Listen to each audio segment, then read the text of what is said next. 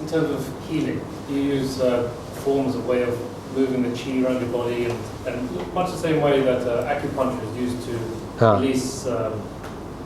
release blockages in the flow of energy. Yeah. Does he use chi for healing himself? Wing Chun type movement of flow, and if so, does he visualize it? How does he do it?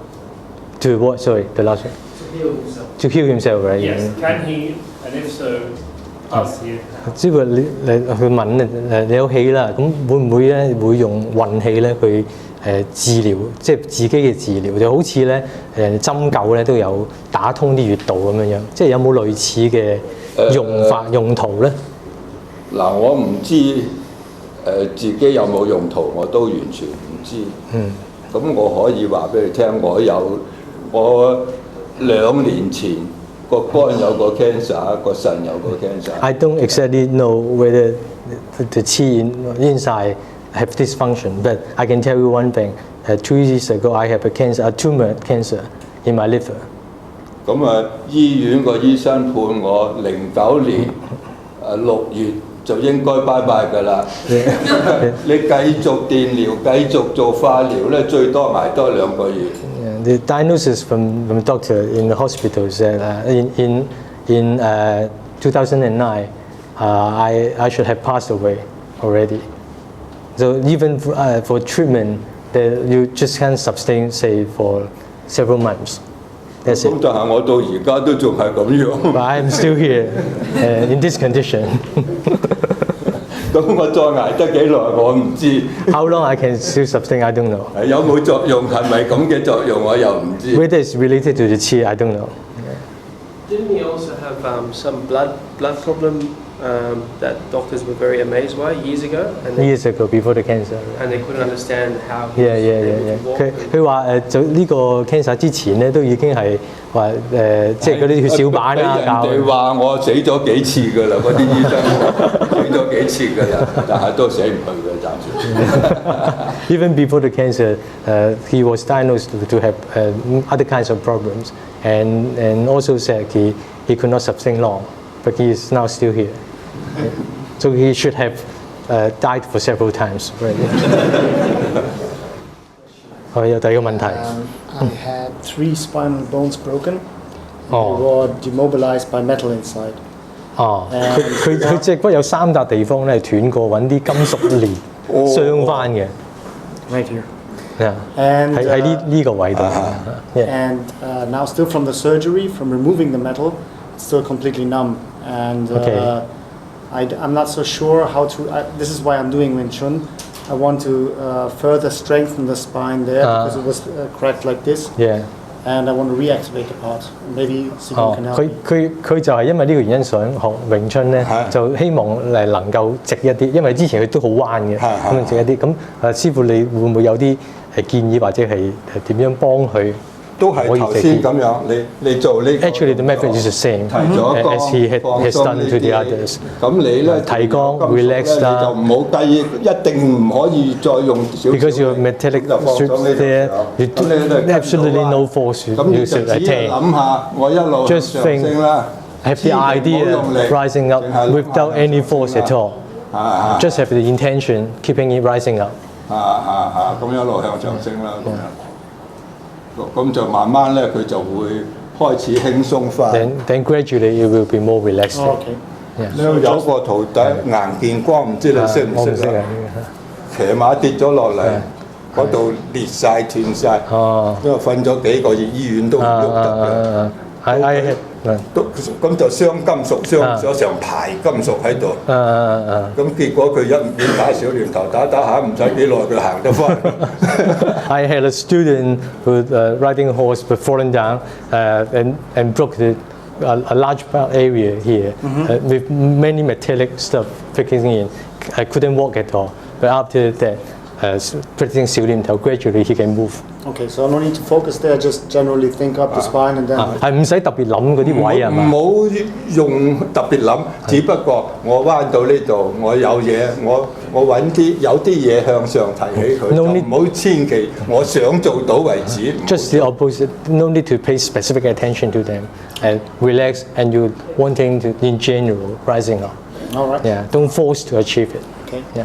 眼見光啊，幾個月就瞓喺醫院，傷晒角相晒啲講法。A lot of people train Wing Chun that have got back pain. And in Sifu's opinion, how can Wing Chun training or this specific type of Wing Chun help people with back pain to relieve it? 好多練詠春嘅人咧都會有背脊痛，即係本身嘅原因啦。咁從呢個嚟睇咧，練詠春可以點樣幫到呢啲即係背脊？通常背脊痛嘅人咧，就因為佢有一種揾啲背肌咁樣去壓，咁就練啲背肌成日收緊咗，咁啦一個日子一耐咧就會痛㗎啦。Usually people with back pain they used to use force in the discipline, so the back muscles are not straight. And this is the reason. 咁練詠春可以點樣幫？就係打小亂頭打好嗰啲企好嗰條脊骨唔知有冇上嚟啊？嗰個攣幾節嗰個都會直翻。So practicing Wing Chun is very straightforward. You practice it rising the spine. That kind of relaxation is good enough to improve the back pain situation. And there are many cases, real cases in our training. 佢初嚟嗰陣，佢條脊骨咧攣開咁樣啊，咁好多人，我叫好多人去摸下佢，個個都摸到佢真係咁樣攣嘅。咁佢但係到而家佢完全直晒。咁要練幾耐先至直翻？都好耐㗎，呢個就唔心急得啦，唔係同你整脊骨唔心急嘅，你自己鬆咗就以後都唔會發生冇病。So just talking about this, talking about you guys, a friend of ours that came and trained with us under Siegel, and in the beginning he got all of us to touch us because it was a special case of his spine. He got all of us to run our thumb down his spine, and it was just all over the place. It wasn't straight; it was all out of whack. His spine. It was in a lot of pain, and he said after training now, I think it took about 2 years, was it? 2 years, wasn't it? Daniel was training 5 days a week, but it was about 2 years, and he said now until this day his back is completely straight, so he healed his spine. Doctors have told him that he can't do it, that it's fused. So 2 years it's completely straight, no back pain, it keeps back in place, and it was just from him practicing settles out. 我叫佢講翻俾佢聽係咩回事。好幾個啦，嗰個高嗰個即係過咗30年。Big Mark also, the guy that used to be instructing him, most of you guys know, he had a car accident, his bone was crushed up here from car accident from football. Doctors said that he should fuse his vertebrae together because he was on painkillers for 15 years, couldn't get out of bed, in my house, get out of bed, that's how bad it was. And Big Mark, I think 2 years as well, less than 2 years, the pain was gone. So the pain was gone and you could push on his head, do this, do that, his neck was safe. Take a lot of force, so he healed it as well. So 2 years is a rough benchmark. 5 days a week.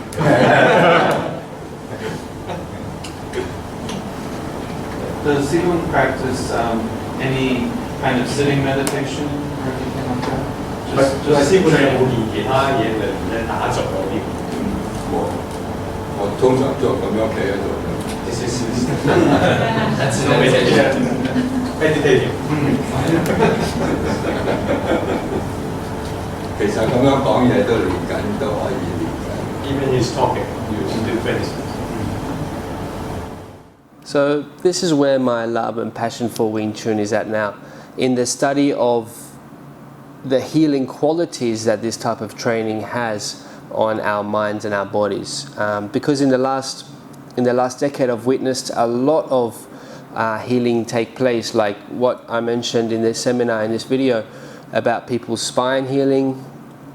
I mean, Master Choi himself was a great example of this. He was very, very weak and frail as a child, and in fact people that know about his story know this, but his father, when he was in Guangzhou, before he came to Hong Kong, his father sort of forced him to start practicing Tai Chi, and he said he didn't really like. He was practicing with a very famous Sifu from Guangzhou, and he said he didn't really like it. He was sort of had to do it after school, and he wouldn't practice it at home. You know, he did a few classes a week. And then after a year, he moved to Hong Kong and then stopped that. And then he was still getting very sick all the time. He said every year he would get sick 4 or 5 times. And as he started to practice, he said after a few years, he wouldn't catch a common cold. It was very, very unlikely for him to catch a common cold every year, you know. However, he was told, throughout his life, he was told he was going to die 3 times by doctors. The first time was when he was living with Ip Man. They both got a stomach ache, a very bad stomach ache, both of them. So they went to hospital, and the doctor told Ip Man, they did all the tests, stool tests, whatever it was, and the doctors told Ip Man, you're going to be fine, take this medicine, you're going to be fine.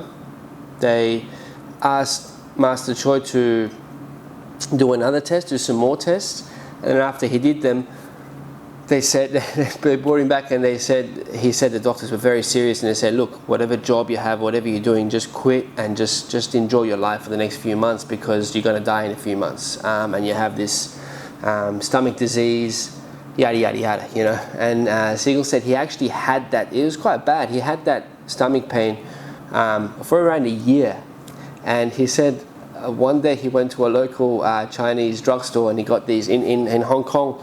For stomach pain, they have these Chinese medicine, these little black balls that you have, and you have like 8 at a time. And he said he just got those pills, he said, for a few dollars, and he finished the bottle, and yeah, the stomach pain was gone. Second time was more serious, and that was when he was in his 60s, and his thighs was like rock hard, even till the end. When I met him until the end, if you felt his calves, if you felt his calf, it was really like touching the floor or touching a wall. It was just rock hard, and he was getting a lot of pain from that. So he went to the doctors, and they did the blood test on him, and then they asked him to, after they got the results, they said, come back again, there was a mistake with your test, you have to run it again. He ran it again, and they said, something must be wrong.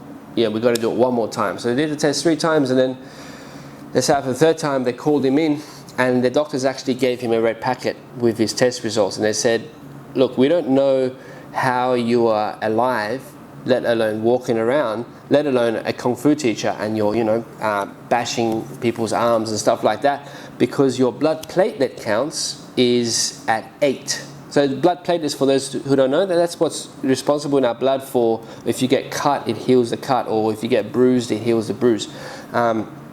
So the normal count is between, let's say, 140, 150, up to 400. And his was 8, you know. So at this level, people, you know, if you accidentally hit a chair or something, you'll bruise for a long time. And this is the main reason why he couldn't ever get an operation. Later on, when he had cancer, or when he even had a hernia, he couldn't get an operation because of his platelet count. They were scared that if they cut him, he wouldn't stop bleeding. So that time, the doctor said, look, we don't know how long you got to live, but good on you, keep doing what you're doing. And that's actually the reason why the students asked him to make that DVD that he made about that, which he covers all the forms of Wing Chun, because they didn't know. He was in a lot of pain, and he didn't know how long he had to live. I remember a few times coming in, and his eyes was completely, looked like it's bleeding from inside. Was completely red, and he's like, yeah, it's just a blood platelet thing. He had a minor stroke once, internal bleeding in the brain. So, you know, because of his blood disorder, his body was whacked, but he was always, you know, he was doing, you see in the videos, he was doing what he was doing. And the last one that was the most serious one, when he came in one day and said, look, I've been diagnosed for cancer, terminal cancer, liver and kidneys. Doctors have given me a maximum of 6 months. And he said, look, but I feel fine. I'm here and I'm teaching 6 hours. I feel fine. I don't feel anything. So I've told you guys, and he told just the group, the sort of closed group that he was teaching at the time, there was a maximum of 20 of us, and he said, I've told you guys, but let's just pretend like nothing's going on, and we'll continue doing what we're doing. It was given less than 6 months, and he lived, you know, 6-7 years after that, you know. So he was sort of proof that there's the sort of internal strength you can gain by this kind of internal practice. Now, it's not just the physical benefits that we're starting to notice, or that we're witnessing, or that I've personally gone through. We get a lot of sort of psychological, mental benefits as well with this kind of practice, because it's a kind of mindfulness practice. There's a lot of studies being done on mindfulness now, you know, in yoga, meditation, and just the mindfulness practice in general, how it can help people. And this is what Wing Chun is at that level, where, for example, a few students, a couple of students we have, they're in very high positions, high corporate positions, and a couple of them, they said they would always get anxiety when they have to do big public speaking or presentations and stuff like that. Anxiety, now after a few years of training, anxiety is gone. Even there was a couple of cases, there was one case in particular where this lady was quite depressed, and through practice you sort of learn how to, because you learn the workings of your mind through mindfulness, through spending time with your mind rather than trying to avoid the things that are going on in there. By actually staying there and spending time with your mind and body, you get to know it better, you get to know the workings of it better. And yeah, in this case, depression, she started to open up more, and she's a completely changed person. And if you ask her, you wouldn't say she's a depressed person, because you see how she is now with people after a few years of practice. There was a few cases where people, and I myself, when I was younger, I had, you know, anger, a lot of anger sort of coming up from the childhood, from the upbringing, stuff like that, what I got involved with as a teenager. And you get to sort of dissolve and be able to witness your anger, and sort of as a result you get to control it, or it doesn't control you. You get to just be okay with it being there. As a result, you can control it before it uncontrollably comes out, you know, in situations.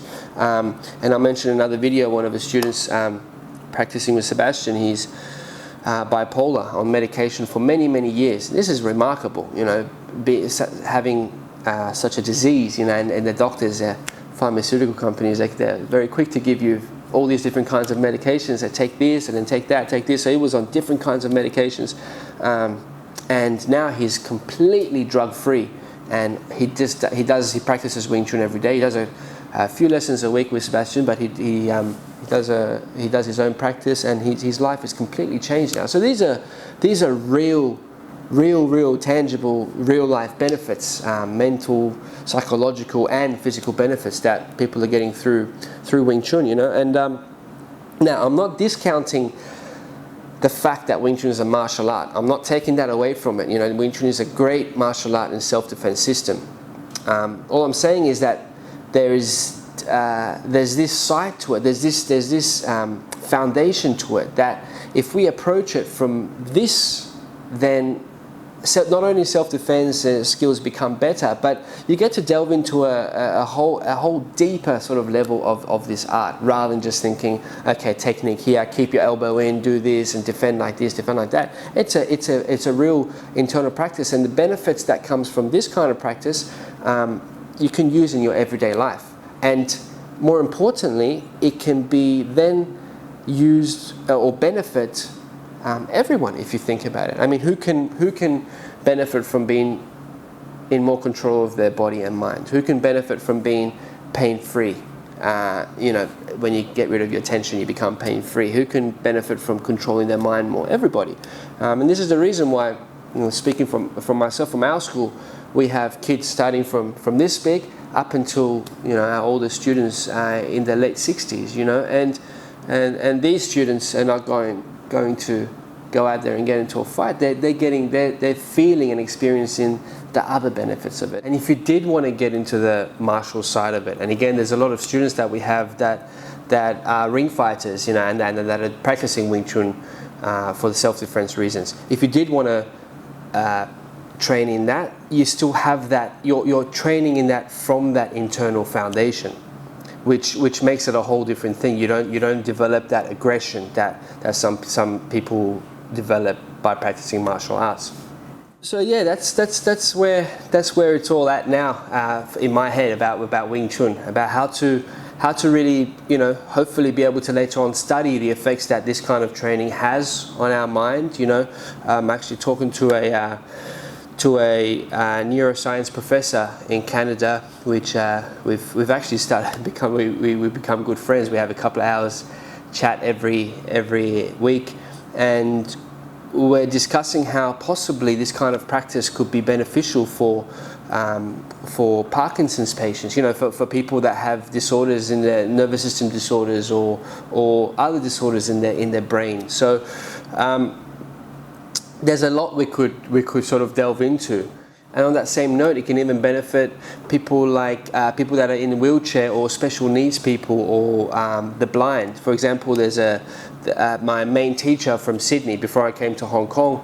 My main teacher, the guy that inspired me and sort of grew my love for Wing Chun, his name is Mark Spence, and he's still currently teaching in Sydney.